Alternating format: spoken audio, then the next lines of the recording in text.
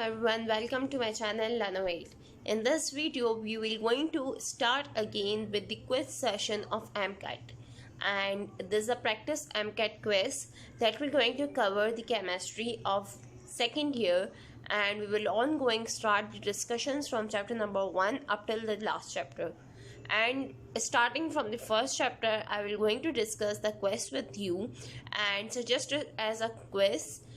Start doing the questions. I will also help you and guide you what are the questions and options regarding that, and I have make it for you guys to get it practice once or twice. After that, I will also going to upload a video of answers, and there you can check your answers as you are going well, if you are doing good, or you can assist your test system, or you can assist your practice as the MCAT is nearby. So get started without wasting the time. Okay, so this is the first chapter, that is the periodic classification of element. As you all know, it is the chapter of chemistry second year. Starting from the MCQs, as we know, okay, the SIN board MCQs in the exams are different than the MCAT MCQs, a little bit conceptual. It is not difficult as compared to the exam or SIN board MCQs in the second year. You go through the board exams, but it's a little bit conceptual. So try to take out the concept, try to understand the concept I will going to teach you. Okay, so if you try to understand the concept, you will get to learn how you do any conceptual MCQ, and that will you will going to do it and ace the exams inshallah. Starting from the first MCQ, that is, okay, so the first MCQ says that in a dash, the atomic volume increases with increasing atomic number from top to bottom as a new shell is added up with an increase in atomic number. So the question is saying that what is the thing? Is it a group? It is a period? Is it a subgroup or a block in which the size of atom increases and atomic volume also increases when moved from top to bottom because of the increase in number of shells, and because of increase in number of shells, the atomic number also increases. So you have to answer that is a group, is it a period, a subgroup, or a block in which the atomic number increases and the atomic volume also increases from top to bottom. Next MCQ says that which of the following is a transition element? A. Nickel, B. Rubidium, C. Aluminium, and D. Acetate. So these are all the symbols. First you have to know what are the transition elements. You have to learn them. You have to differentiate them from the metals and other elements. And you have also to learn the full forms and the symbol of that to answer this question. It's not a difficult. Again, it is a conceptual. If you know everything, if you have learned everything, you will going to easily answer this question. So the next question says that ionization energy that is represented by IE is lowest for which of the following? A. Inert gas, B. Alkali metal, C. Alkaline metal. So the ionization energy is the energy that is required to remove an electron from the outermost shell, and this energy is lowest in which of the following? If you get the concept of ionization energy, you know the definition, you will easily going to answer this question, as you know that how much electrons are present in the outer shell of alkali metal in the inert, and which of the shell is easy to remove the electrons from the outer shell. So that will going to easily answer this question. Try to answer this, then I will going to discuss the answers in the next video. Question number 4. Coming to question number 4, it says that atomic volume of element divided by the density is called dash. So here is the formula.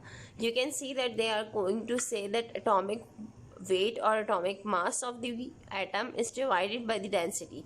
Here something begins the formula. There is a division between the atomic mass or weight of the substance divided by the density.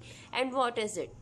Okay, so again this formula is written in the book, and you can also get it by shuffling the main formula, and the options for this are atomic mass, atomic volume, and atomic density. Coming to the next question, it says that it is the most electronegative element of the periodic table. Which of the following is the most electronegative element? So the options are fluorine, iodine, oxygen, and chlorine. 3 of them are halogens, and 1 of them is oxygen, that is a non-metal gas. So again here is a concept of electronegativity.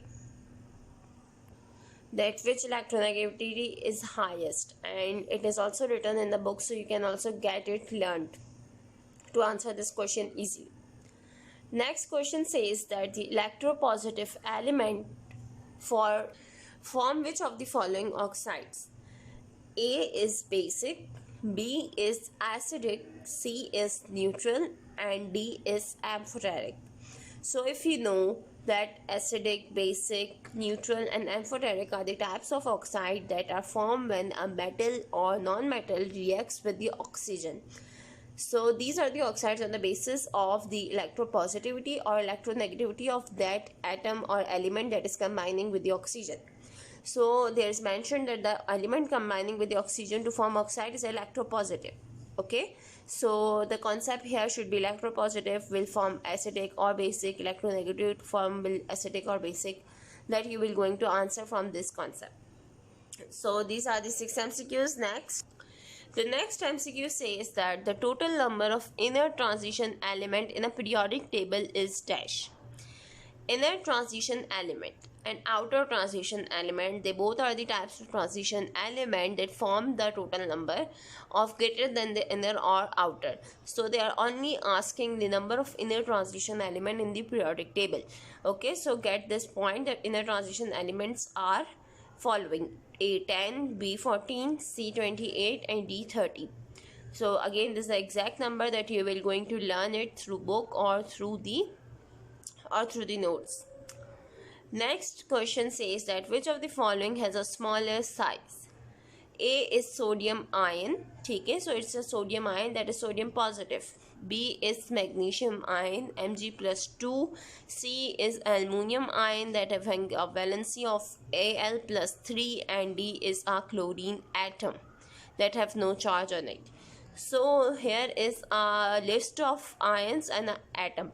First you have to differentiate it from the ion and atom, and then between the ions you have to consider which of the following having a smaller size by taking out the number of protons and number of electrons, because you can see the charge here, so you can easily identify which having the more electrons or which having the less electrons. Next question says that the elements of group 1b are called dash. A representative elements, B coinage metals, C rare earth metal, and D is transition metal.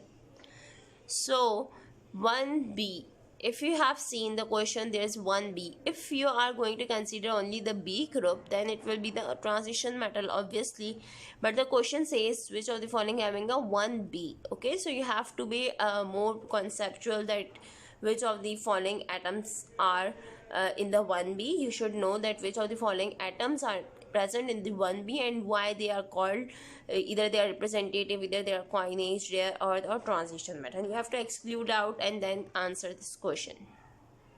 Question number 10 says the element having the atomic number 7 is likely to have the same property to the element whose atomic number is dash.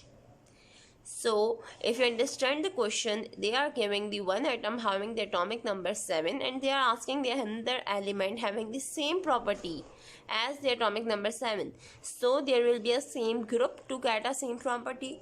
And how you will get to know that which of the following, like 11, 2, 15 and 8 atomic number are similar to the atomic number of 7?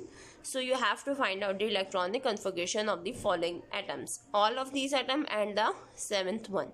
Then you are going to match this, and which group matches, they are considered as the same properties. Next question says that which of the following ionic halide have high melting and boiling point? Focus on this word. It is an ionic halide. Halide means, you know, all halogen group. Okay, so there is a list of ionic halides and you have to answer that which of the following has the highest melting and boiling point, either chlorine, fluorine, bromine, or iodine. Next is the last question that we are going to answer is which of the following scientists classify the known elements into metal, non-metal, and their derivatives? A. Dobbernius, B. Al-Razi, C. Newland, and D. Mendeleev. E can be option as Mosley. So any of these scientists, you know, you should know that which of the following is the first scientist who classify the known elements into metal, non-metal, and derivatives.